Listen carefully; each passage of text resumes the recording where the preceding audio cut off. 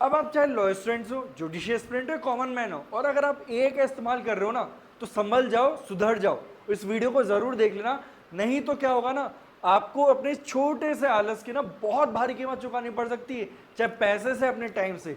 Judicial student हो तो हो सकता है कि आपको अपना एक टाइम यानी कि अपना एक अटेम्प्ट भी बर्बाद करना पड़ जाए, और कॉमन मैन हो तो हो सकता है कि आपका जो लीगल डिस्प्यूट है ना इतना ज़्यादा उलझ जाए कि उसमें सॉल्यूशन की कोई उम्मीद ही ना बचे, उसमें आपको जस्टिस मिलने की उम्मीद ना बचे। क्योंकि क्या हो गया ना, आजकल हम इतना ज़्यादा आलसी हो गए, कुछ भी चीज़ होती है खट से उठाएंगे और खट से उसे सॉल्यूशन मांगेंगे, और वो जो बोलेगा सच मान लेंगे। हर बात को सच नहीं मानना है, क्योंकि ट्रस्ट मी, कल मुझे खुद को एक ऐसी न्यूज़ पता चली जो सुन के मेरे होश उड़ गए। कैसा हो कैसे सकता है, एआई ऐसी इंफॉर्मेशन दे कैसे सकता है, क्योंकि वो बात सच होने के उतने ही चांसेस है जितना कि आज के समय में हमारे पॉलिटिशियंस का ईमानदार होना।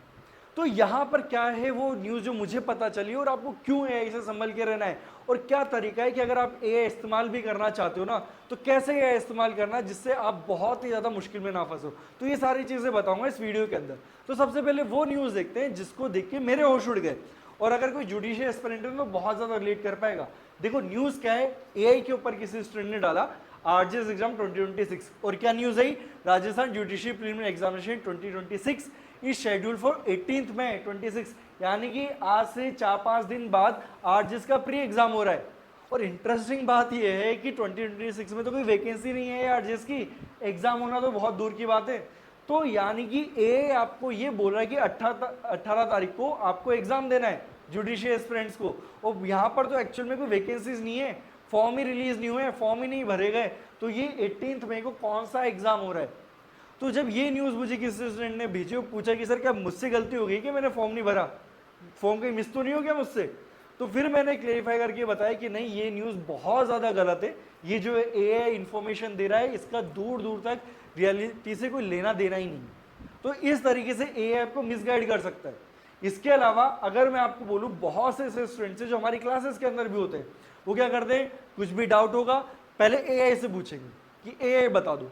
तो ए उनको इतनी ज़्यादा मिस इन्फॉर्मेशन दे देता है कई बार कि जब हम उन्हें बताते तो उन्हें लगता है कि यार ये सर कहीं गलत तो नहीं बता रहे, क्योंकि भरोसा मशीनों के ऊपर ज़्यादा होता है, गूगल के ऊपर ज़्यादा भरोसा है कि यार गूगल ने तो ये बताया था कि ये बात तो सच नहीं है। और आप जब इतना बड़ा ब्लंडर देख सकते हो कि जिस एग्ज़ाम की डेट ही डिक्लेयर नहीं हुई है वो एग्ज़ाम एआई करवा रहा है 18 मई को, तो आप इमेजिन करो कि जब आप कोई भी कंसेप्ट पूछते हो एआई से तो कैसे वो जवाब देता होगा। और यहाँ पर गलती बहुत बार क्या होती है ना कि एआई काम करता है प्रॉम्प्ट पर, आप उनको कैसी कमांड दे रहे हो, क्या प्रॉम्प्ट दे रहे हो, वो उसके हिसाब से जवाब देता है। तो आपने कई बार अगर प्रॉम्प्ट भी थोड़ा ऊपर नीचे कर दिया ना तो जवाब मिलेगा बहुत ही बकवास, बहुत ही ज्यादा गलत। और ऐसा ना सिर्फ लॉयर स्टूडेंट के साथ हो रहा है बल्कि एडवोकेट के साथ भी हो रहा है। क्या हो रहा है चलो देखते हैं। सबसे पहले देखते हैं इंडिया के अंदर क्या हुआ। इंडिया में मैंने आपको सिर्फ अभी तो सिर्फ और सिर्फ दो न्यूज की यहाँ पर फोटो लगाई है, लेकिन ऐसी बहुत सारी न्यूज है। पहली न्यूज क्या देखो, 3 मार्च 2026 की है। India top court angry after junior जज cites fake AI generated orders. यानी कि यहाँ पे क्या हो रहा है, जब सुप्रीम कोर्ट तक ये मैटर पहुंचा और सुप्रीम कोर्ट ने जब मैटर देखा तो पता चला कि ट्रायल के दौरान जो जूनियर जज है, जब उन्होंने वहां पे जजमेंट दिया तो अपने जजमेंट के अंदर उन्होंने एक फेक एआई जनरेटेड जजमेंट्स को मेंशन कर दिया कि भैया मैं अपना जजमेंट इसलिए दे रहा हूं क्योंकि ऑलरेडी ये जजमेंट आ चुके हैं, या इस जजमेंट के अंदर ये लॉ पॉइंट डिसाइड किया गया था। और उसके बाद अभी लेटेस्ट न्यूज 5 मई की, जहां पर सुप्रीम कोर्ट ने बार काउंसिल ऑफ इंडिया को एक एक्सपर्ट ओपिनियन एक्सपर्ट पैनल जो है फॉर्म करने के लिए बोला, जिसके थ्रू ये एनालाइज करेंगे कि ये एआई जनरेटेड फेक जजमेंट्स जो इतने ज्यादा कोर्ट किए जा रहे हैं एडवोकेट्स के थ्रू भी, तो उनका क्या सॉल्यूशन है, किस तरीके से हम इस चीज को कंट्रोल करें। तो यहाँ पे आप देख रहे हो कि आप यहाँ पर एक जज के थ्रू भी गलती देख सकते हो, एडवोकेट्स के थ्रू भी गलती देख सकते हो। तो क्या आप उम्मीद करते हो कि एक कॉमन मैन होते हुए आपको एडवाइस पूछोगे ऐसे वो सही जवाब देगा, और क्या आप रियलाइज कर पाओगे कि वो एडवाइस सही है गलत है। आपने कल को एआई की लीगल एडवाइस मानते हुए कुछ डिसीजन ले लिया और बाद में बात बिगड़ गई तो क्या कर लोगे, एक तो आपका टाइम जाएगा, ऊपर से एक बिगड़ा हुआ केस संभालना ना बहुत मुश्किल होता है। क्योंकि ट्रस्ट मी, मैं जो आपको चीज बता रहा हूँ ना, ये मैं बता रहा हूँ एक्चुअल में प्रैक्टिकल यहाँ पे जो एक्सपीरियंसेस है, जो मेरे फ्रेंड्स है, जो मेरे नॉन से जो लिटिगेशन कर रहे हैं, उन्होंने जब बताया कि भाई कई बार क्लाइंट्स आते हैं एआई के ऊपर अपनी प्रॉब्लम डालेंगे, वो एआई जो सॉल्यूशन देगा उस पर आके डिस्कस करते हैं कि सर इसमें ऐसे भी तो हो सकता है, वैसे भी तो हो सकता है, और डायरेक्टली नहीं बोलेंगे एआई ने बताया, ये बोलेंगे अच्छा सर हमारे एक नो ने उनका भी एक ऐसा मैटर हुआ था, इसके अंदर ऐसा किया था। तो अननेसेसरी इस तरीके की डिस्कशन करते हैं। तो उससे क्या होता है कि जो सामने एडवोकेट है उनको भी लगता है कि ये जो क्लाइंट है उनकी अथॉरिटी को अंडरमाइन कर रहा है, उनकी नॉलेज को चैलेंज कर रहा है, जबकि यहाँ पे क्लाइंट को एबीसीडी नहीं पता उस चीज़ की, बस एआई ने बोल दिया और काम हो गया।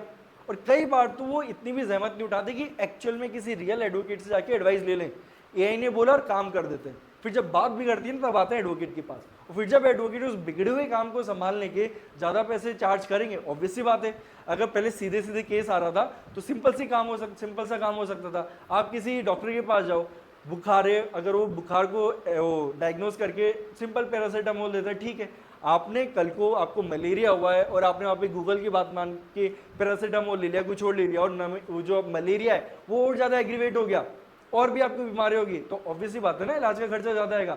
सेम वे में लीगल फील्ड में होता है, अगर कोई चीज़ सिंपल चल रही है, टाइम रहता अगर आपने वहाँ पर करेक्ट लीगल एडवाइस ले ली, करेक्ट एक्शन ले लिया तो ठीक है, लेकिन बात जब आगे निकल जाएगी ना तो उसी चीज़ को संभालने में टाइम भी ज़्यादा जाएगा और आपको एडवोकेट को ज़्यादा फीस भी देनी पड़ेगी, क्योंकि जितना कॉम्प्लिकेटेड वो केस उतनी ही ज़्यादा फीस।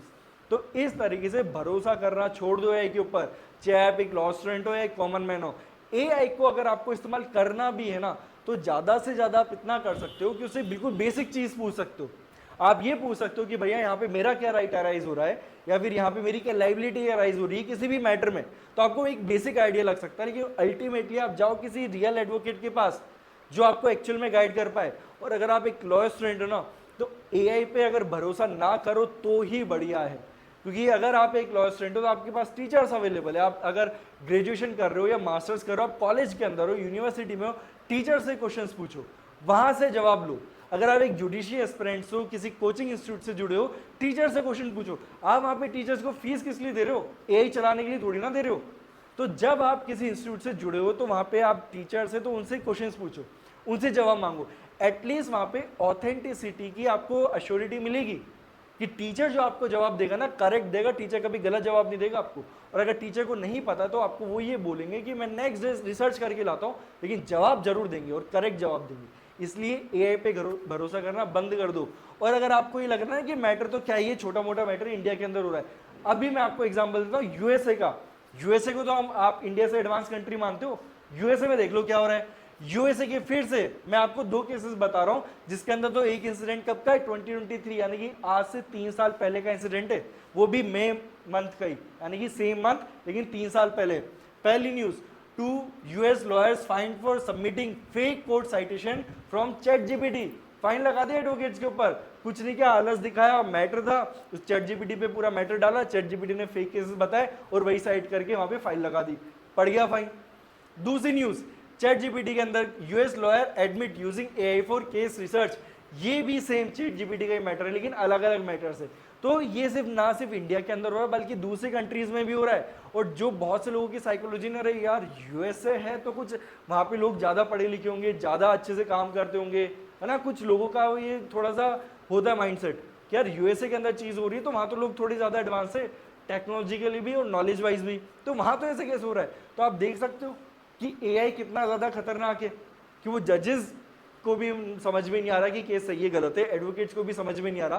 तो एज अ लॉ स्टूडेंट और कॉमन मैन क्या करोगे आप? तो मेरी भैया पहली एडवाइस तो ये कि ChatGPT या फिर कोई भी एआई लीगल एडवाइस के लिए तो इस्तेमाल करना बंद ही कर दो, बेटर रहेगा। और अगर आपको ये है कि नहीं मुझे करना ही है तो वहां से आप ज़्यादा से ज़्यादा बेसिक आइडिया ले सकते हो, बेसिक।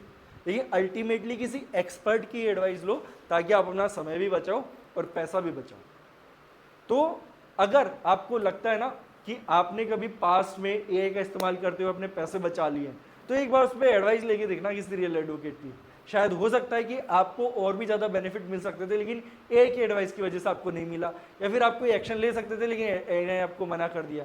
अगर आपने भी पास्ट में चाहे एज अ स्टूडेंट या फिर as a common man AI का इस्तेमाल किया ना तो हमें सर जरूर शेयर कीजिए और हमें ये भी बताइए क्या एआई ने आपको करेक्ट एडवाइस दी थी, क्या आपने क्रॉस वेरीफाई किया उस एडवाइस को? कमेंट सेक्शन में जरूर बताइए। और ये वीडियो ज़्यादा से ज़्यादा लोगों के साथ शेयर कीजिए ताकि वो लोग भी जान पाए, आपके फैमिली मेंबर, आपके फ्रेंड्स ही जान पाए कि एआई कितना ज़्यादा खतरनाक है।